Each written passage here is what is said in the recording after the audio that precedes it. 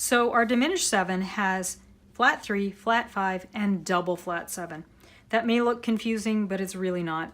It's exactly what it looks like. You're going to flat it twice. So instead of doing one half step, you're going to do flat, either think 2 half steps, or you can just think a whole step. Might be easier as well. It'll say the letter, DIM 7, or the letter and a degree sign with 7. I reset to our C major 7. We're going to lower the 3rd, the 5th, and then we're going to double flat the 7. So let's notate it over here as well. So that means C, E flat, G flat, and B double flat. Why would you call it B double flat instead of A? Because then it still looks like a 7th chord and we recognize it as that. So it's just really important to be consistent so that you can recognize patterns.